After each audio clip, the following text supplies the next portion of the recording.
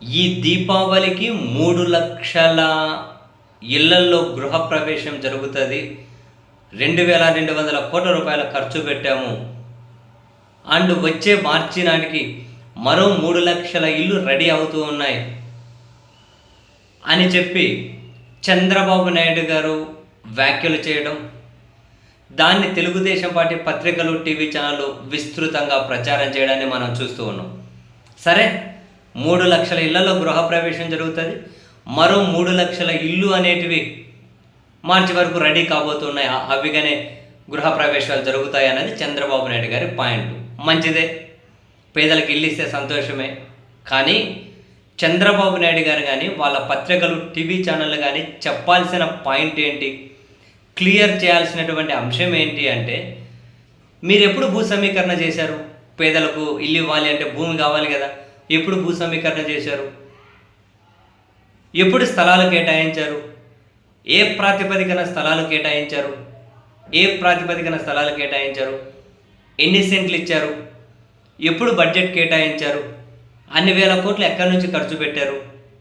ఎప్పుడు విడుదల చేశారు? పనులు ఎప్పుడు కాంట్రాక్టర్లు జనమే కట్టుకుంటూ ఉన్నారా, మీరు కట్టించారా? జనమే కట్టుకుంటూ ఉంటే వాళ్ళకి మీరు స్థలం ఎప్పుడు ఇచ్చారు, డబ్బులు ఎప్పుడు ఇచ్చారు? ఈ ప్రశ్న, ఇటువంటి అంశాలన్నింటినీ కనుక చంద్రబాబు నాయుడు గారి టీం క్లియర్ చేస్తే ఆంధ్రప్రదేశ్ ప్రజలందరూ కూడా చూసి సంతోషిస్తారు.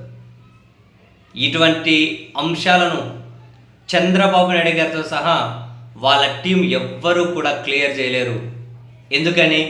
వాటిలో ఏ అంశాన్ని క్లియర్ చేయాల్సి వచ్చినా తీసుకెళ్ళి అదంతా జగన్మోహన్ రెడ్డి గారి అకౌంట్లోనే డిపాజిట్ అవుతుంది. కాబట్టి ఎందుకని? పేదలకు ఇళ్ల స్థలాలు ఇవ్వాలి అని నిర్ణయం తీసుకుంది జగన్మోహన్ రెడ్డి గారు. ఇళ్ల స్థలాలే కాదు, 31 లక్షల మందికి ఇళ్ల స్థలాలే కాదు, అందులో ఇంటి నిర్మాణాలు కూడా పూర్తి చేసి ఇవ్వాలి అని చెప్పి నిర్ణయం తీసుకుంది జగన్మోహన్ రెడ్డి గారు. అందులో 22 లక్షల ఇళ్ల నిర్మాణాలను ప్రారంభించింది జగన్మోహన్ రెడ్డి గారు. అందులో 10 లక్షలకు పైగా గృహప్రవేశాలు ఆయన పీరియడ్లోనే పూర్తి అయిపోయాయి. 10,000 కాలనీలే రెడీ అయ్యాయి. మిగిలిన ఇల్లు కూడా దాదాపు పూర్తిగా వచ్చినప్పుడు, దాదాపు 6 నుంచి 9 లక్షల ఇల్లు పూర్తిగా వచ్చినప్పుడు ప్రభుత్వం అనేది మారింది. ప్రభుత్వం మారితే ఇప్పుడు ఈ ప్రభుత్వం వచ్చింది.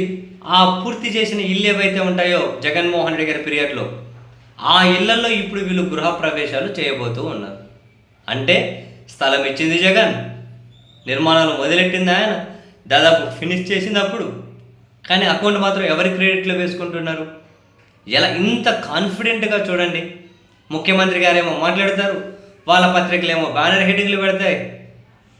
కానీ జనాలు ఈ విధంగా ఆలోచించలేరు అని చెప్పి ధైర్యమే కదా. ఇంత ఆలోచించలేరని జగన్మోహన్ రెడ్డి గారు ఇళ్ల స్థలాలు ఇచ్చినప్పుడు ఏమన్నారు?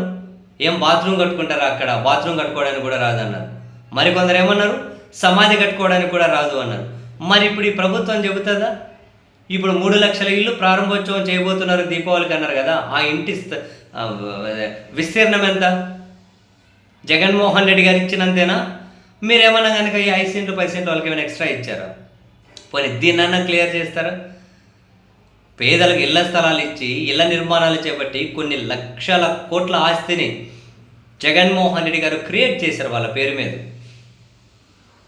సో ఆయన ఇచ్చినప్పుడు విమర్శలు చేసి, ఆయన ఇచ్చినప్పుడు దెప్పిపడిచి, ఆయన అమరావతి లాంటి చోట్ల స్థలాలు ఇస్తే వీళ్ళు దాని మీద కోర్టులకు వెళ్ళి ఫైట్ చేసి, పేదలకు ఇళ్ల స్థలాలు ఇవ్వడానికి సుప్రీంకోర్టు వరకు కూడా వెళ్ళి వాటిని అపోజ్ చేసి, ఇప్పుడేమో జగన్ ఇచ్చిన ఇళ్ల స్థలాలు, జగన్ పూర్తి చేసినటువంటి ఇళ్లలో గృహప్రవేశాలు జరుగుతూ ఉంటే అది మా గొప్పతనమే అని చెప్పి వీళ్ళు ఆ క్రెడిట్ని వీళ్ళు డిపాజిట్ చేసుకుంటున్నారు అని అంటే నిజంగానే ఒక అబద్ధాన్ని, మనం చెయ్యని దాన్ని, మనకు సంబంధం లేని దాన్ని కూడా ఇంత కాన్ఫిడెంట్గా ఎలా ఓన్ చేసుకోవాలో, నిజంగానే వీళ్ళేమైనా కనుక స్కూల్లో కాలేజీలో కనుక తెరిచి అబద్ధాన్ని కాన్ఫిడెంట్గా నిజమని నమ్మించడం ఎలా అనే ఒక కోర్సు కనుక జనానికి బోధిస్తే చాలామంది వీళ్ళని చూసి ప్రయోజకులు అవుతారేమో.